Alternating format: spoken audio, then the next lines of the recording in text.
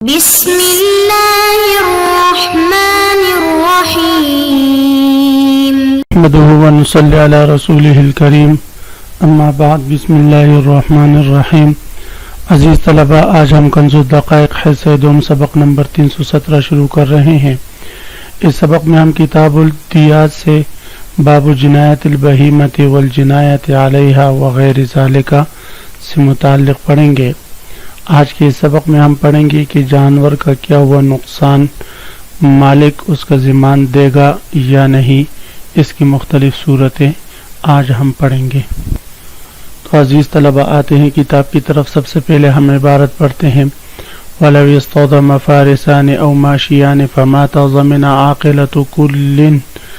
دِيَّةَ الْآخَرِ وَلَوْ سَاقَ دَابَّةٌ فَوَقَعَ السَّرْجُ عَلَى رَجُلٍ فَقَتَلَهُ ضَمِنَ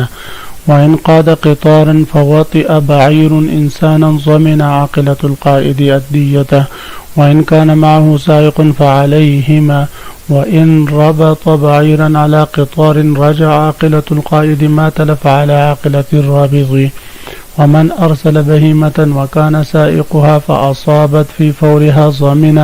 وَإِنْ أَرْسَلَ طَيْرًا أَوْ كَلْبًا وَلَمْ يَكُنْ سَائِقًا أَوْ انْفَلَتَتْ دَابَّتُهُ فَأَصَابَتْ مَالًا أَوْ آدْمِيًّا لَيْلًا أَوْ نَهَارًا لَهُ وَفِي فَقْعِ عَيْنٍ شَاةٌ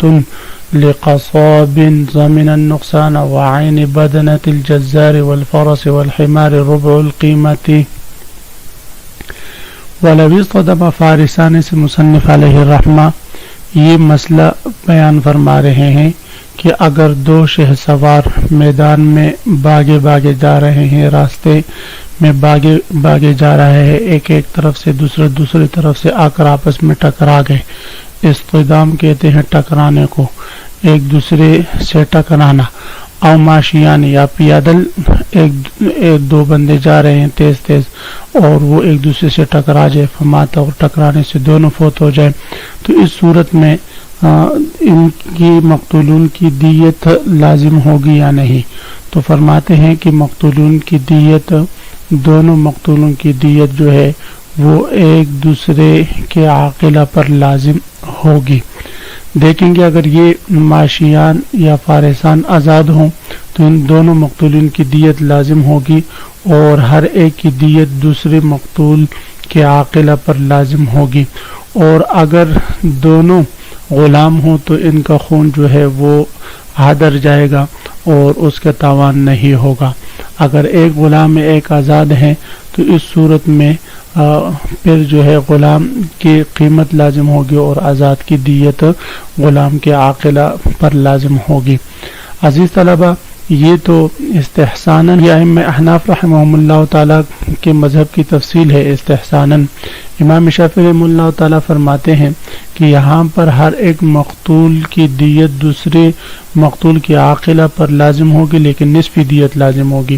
وہ فرماتے وجہ یہ ہے کہ ہر مقتول جو مرا ہے اس میں ایک تو دوسرے مقتول کا فعل اور ایک اس کے اپنے ذات کا فعل شامل ہے، تو لہذا ذات کے فعل کی وجہ سے نصف دیت جو ہے وہ ساقط ہو جائے گی۔ ائمہ احناف رحمہ اللہ تعالیٰ فرماتے ہیں یہاں پر دونوں کا باہم ٹکرانا جو ہے وہ ذات کے فعل کی بھی اس میں عمل دخل ہے، لیکن یہ جو تلف ہوا ہے اس کو ہم دوسرے کے فعل کی طرف منسوب کریں گے، اس کے نفس کے فعل کی طرف منسوب نہیں کر سکتے۔ تو اس لیے ائمہ احناف رحمہ اللہ تعالیٰ کے ہاں ہر ایک مقتول کی دیت دوسرے مقتول کے عاقلہ پر کامل طور پر لازم ہوگی۔ وَلَوْ اصْطَدَمَ فَارِسَانِ اگر دو شہ سوار آپس میں ٹکرا گئے، او ماشیان یا دو پیادل لوگ آپس میں ٹکرا گئے، فماتا دونوں فوت ہو گئے، ضَمِنَ عَاقِلَةُ كُلٍّ تو ہر ایک مقتول کی عاقلہ ضامن ہوگی دیت الآخر دوسرے مقتول کی دیت کا۔ لیکن یہ جب دونوں آزاد ہو، اگر دونوں غلام ہیں تو دونوں کی دیت وغیرہ اور قیمت کچھ بھی لازم نہیں ہوگی، دونوں کا خون حدر ہو جائے گا اور ایسے ہی چلا جائے گا۔ یہی صورت عزیز طلبہ آج کل جو گاڑیاں اگر آپس میں ٹکرا گئے دونوں، تو اس صورت میں بھی اگر جانبین میں فوتگی ہوگی تو دونوں ڈرائیوروں کی جو فوت ہو گئے تو ایک ڈرائیور کی دیت دوسرے ڈرائیور کے عاقلہ پر لازم ہوگی۔ اگر وہ ایک فوت ہوا ہے اور دوسرا زندہ ہے، تو جو فوت ہوا ہے جو زندہ ڈول ہے تو اس پر کے عاقلہ پر اس کی دیت لازم ہوگی۔ وَلَوْ سَاقَ دَابَّةً فَوَقَعَ السَّرْجُ عَلَى رَجُلٍ فَقَتَلَهُ زَمِنًا۔ یہاں سے مصنف علیہ الرحمہ یہ مسئلہ بیان فرما رہے ہیں کہ یاد رکھے کہ ان الحیوان یستقل بنفسه لا ينسب فعله الى غیره الا اذا حمله علیہ والحمل يكون بالسوق لا بالارسال۔ یہ عبارت آپ حضرات غور سے سن کر یاد کر لیں۔ اس کا مطلب یہ ہے کہ ان الحیوان یستقل بنفسه، حیوان جو ہے اس کا فعل بذاتی ہی ایک الگ فعل شمار ہوتا ہے، اس کا فعل غیر کی طرف منسوب نہیں کیا جاتا الا اذا حمل، اگر دوسرا کوئی اس کو ہنکائے، دوسرا کوئی اس کو جو ہے لے کر جائے، پھر اس صورت میں اس کا فعل قائد یا سائق کی طرف منسوب کیا جائے گا۔ تو اسی طرح یہ مسئلہ ہے۔ صورت مسئلہ یہ ہے کہ اگر کوئی شخص کوئی چوپائے وغیرہ گھوڑا یا اونٹ ہنکا کر لے جا رہا ہے، اس کا سائق پیچھے سے اس کو لے کے جا رہا ہے اور اس کو بگا رہا ہے، اتنے میں اس اونٹ یا اس گھوڑے کی زین گر جاتی ہے اور کسی پر لگ جاتی ہے اور وہ مر جاتا ہے، تو اس مقتول کی دیت اس سائق پر لازم ہوگی۔ وجہ یہ ہے کہ اس میں اس سائق کی غفلت ہے، یہ اگرچہ متسبب ہے لیکن یہ متعدی ہے۔ وجہ یہ ہے کہ اس نے وہ زین باندھی نہیں، زین کی حفاظت اس نے نہیں کی،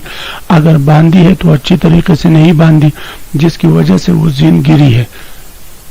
تو اس لیے فرماتے ہیں اس کی غفلت کی بنا پر یہ متعدی ہوگا اور متعدی پر ذمہ لازم آتا ہے۔ وَلَوْ سَاقَ دَابَّةً، اگر کسی نے چوپائے ہنکایا، فَوَقَعَ السَّرْجُ، پس زین اس کی گر گئی، عَلَى رَجُلٍ، کسی شخص پر لگ گئی، فَقَتَلَهُ، اور وہ قتل ہو گیا اس سے، ضَمِنَا، تو وہ سائق ضامن ہوگا۔ وَإِنْ قَادَ قِطَارًا فَوَطِئَ بَعِيرٌ إِنسَانًا ضَمِنَ عَاقِلَةُ الْقَائِدِ الدِّيَةَ۔ اس عبارت میں مصنف علیہ الرحمہ یہ مسئلہ بیان فرما رہے ہیں کہ اگر کوئی شخص اونٹوں کا ایک بڑا قطار لے کے جا رہا ہے، قطار اونٹوں کا بڑا قطار ہو، یعنی ایک لائن سے اونٹ جو ہے وہ لے کے جا رہا ہے۔ یاد رکھیں عرب والے جب اونٹوں کو لے کے جاتے ہیں تو ان کے جانے کی ترتیب یہ ہوتی ہے جس طرح یہاں ہمارے ہاں بھیڑ بکریاں ایک جب کٹی کی صورت میں اور ایک فوج کی صورت میں ساتھ ساتھ مل کر جا رہی ہوتی ہے کہ بیچ میں گاڑی کو بلکہ پیدل چلنے والے کو جو ہے وہ گزرنے کا راستہ بھی پھر نہیں ملتا، اتنے جو ہے جم کٹا بنا کر وہ جا رہی ہوتی ہے۔ اونٹ جو ہے وہ ایک قطار کی صورت میں جاتے ہیں، تو اگر اونٹوں کا ایک قطار جا رہا ہے اور اس کا کوئی قائد موجود ہے، یعنی جس قطار کی ایک رسی وہ پکڑ کر آگے لے جا رہا ہے، تو اگر یہ ان اونٹوں میں سے کوئی ایک آدھ اونٹ کسی شخص کو اپنے پاؤں تلے رون ڈالے اور اس کو قتل کر دے، تو اس اونٹ کے رون ڈالنے کا جو فعل ہے یہ اس قائد کی طرف منسوب ہوگا اور اس پر اس کے ذمہ آئے گا اور مقتول کی دیت اس کے عاقلہ پر لازم آئے گی۔ کیوں بھائی؟ وجہ یہ ہے کہ اس قائد نے اس قطار کی حفاظت نہیں کی، اگر یہ اس کی حفاظت کرتا تو یہ اونٹ کسی طرح بھی کسی شخص کو نہ رون ڈالتا اور کوئی جو ہے فوت نہ ہوتا،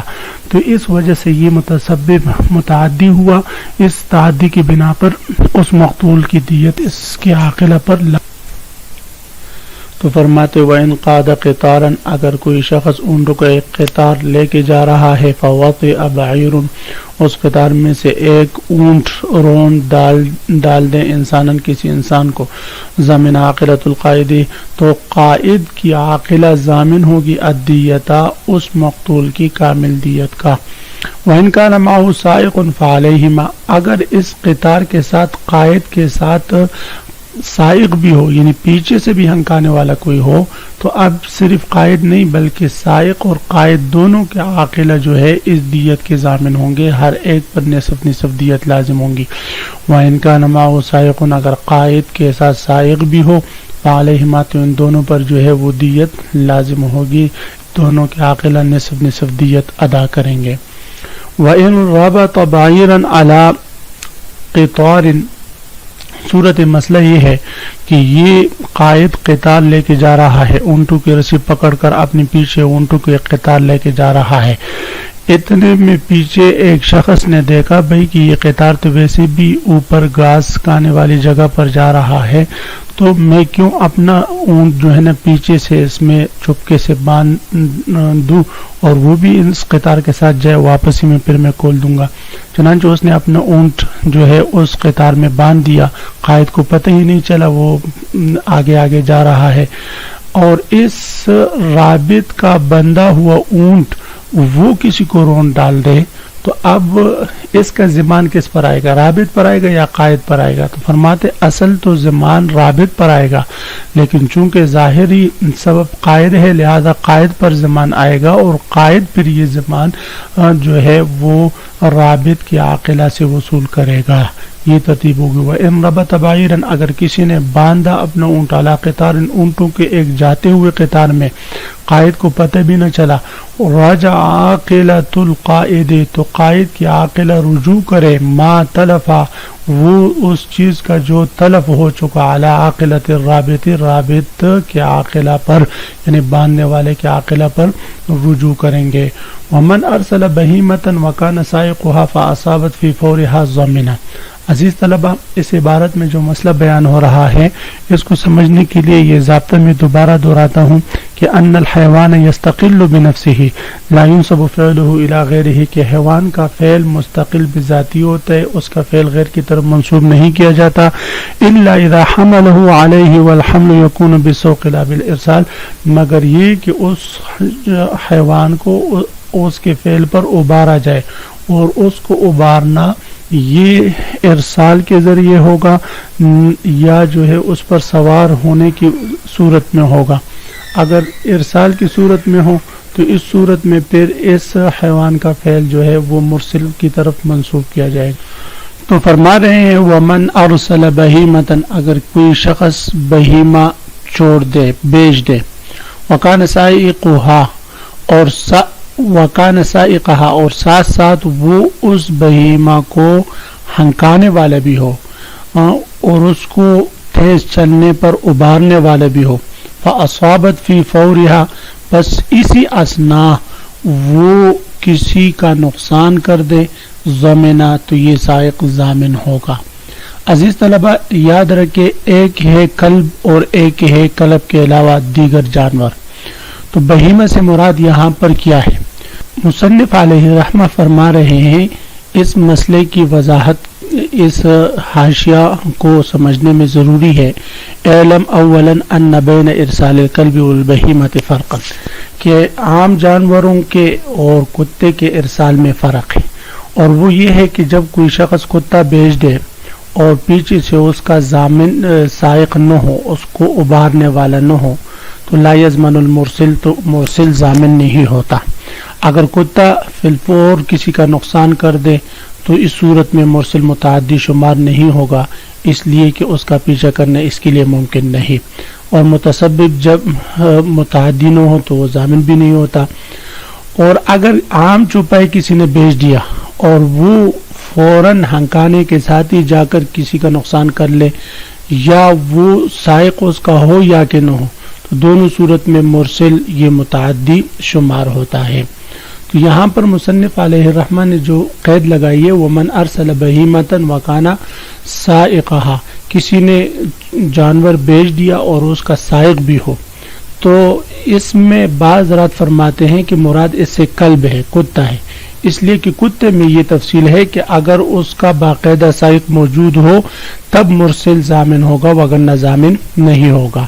اور عام جانوروں کا مرسل اور سائق موجود ہو یا نہ ہو, دونوں صورتوں میں وہ ضامن ہوتا ہے, بس صرف ارسال ہی سے ضامن بن جاتا ہے وہ. لیکن امام ابو یوسف رحمہ اللہ تعالیٰ فرماتے صرف کتے کی خاصیت نہیں ہے, بلکہ کوئی بھی جانور جس کو بیچ دے تو پھر اس کے ساتھ سائق ہو یا نہ ہو, وہ کسی کا نقصان کر لے تو وہ مرسل ضامن ہوگا. جی. وَإِنْ أَرْسَلَ طَيْرًا, اگر کسی نے پرندہ بیچ دیا, بیجا, او کلبن یا کتا, ولم یکن سائقا, اور اس کا سائق نہ ہو, اوین فلتت دابتہ, یا اس کا جانور خود جو ہے بھاگ جائے, اور چھوٹ جائے اس کے ہاتھ سے، فاصابت مالن او آدمی، اور وہ کسی مال کا یا کسی کی جان کا نقصان کر لے، لیلن او نہارن، دن کے وقت ہو یا رات کے وقت، لا یضمن، تو اس صورت میں اس کا مالک ضامن نہیں ہوگا۔ ظاہر ہے کہ اس صورت میں ان کا عمل ان کی ذات کی طرف منسوب ہوگا، مرسل کی طرف منسوب نہیں ہوگا کہ مرسل یہاں موجود ہی نہیں ہے۔ وفی فقع عین شاۃ لقصاب ضمن النقصان، اگر کسی نے قصاب قصائی کی بکری کی آنکھ پھوڑ دی اور آنکھ نکال دی تو اس صورت میں وہ نقصان کا ضامن ہوگا۔ کیا مطلب عزیز طلبہ؟ مطلب یہ ہے کہ اگر کسی نے کسی کی بکری کی آنکھ پھوڑ دی یا کسی اور عضو کا نقصان کر دیا جس سے اس کی قیمت میں کمی آ گئی، تو جتنی کمی آئی ہو تو اس نقصان کا وہ ضامن ہوگا۔ قصاب کا قید یہ اتفاقی ہے، احترازی نہیں، قصاب ہو یا غیر قصاب ہو، کسی کی بھی بکری ہو، تو اگر اس نے نقصان کر لیا تو جتنا نقصان آیا ہے اس کا ضامن ہوگا۔ وعین بدلت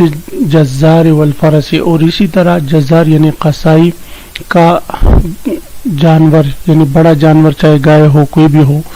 اس کی آنکھ اگر کسی نے پھوڑ دی، والفرس، اور اس کے گھوڑے کی آنکھ، والحمار، یا گدھے کی آنکھ، تو ربع القیمت، اس میں قیمت کا چوتھائی حصہ لازم ہوگا۔ وہ بھی قیمت اس لیے کہ آپ صلی اللہ علیہ وسلم نے چوپائی کی آنکھ میں ربع قیمت کا فیصلہ فرمایا تھا، اور اسی طرح حضرت عمر رضی اللہ تعالیٰ عنہ نے بھی یہی فیصلہ کیا ہے۔ تو اس لیے اگر تو جزار کی قید بھی یہاں اتفاقی احترازی نہیں ہے، کسی کی جانور کی آنکھ کسی نے پھوڑ دی تو اس کی قیمت کا ربع جو ہے اس ضامن پر لازم ہوگا۔ عزیز طلبہ، اسی کے ساتھ آج کے سبق کا اختتام ہوا۔ آپ حضرات اس کو خوب غور سے سنے سمجھے۔ اللہ ہم سب کا حامی و ناصر ہو۔ آمین و آخر دعوانا ان الحمدللہ رب العالمین۔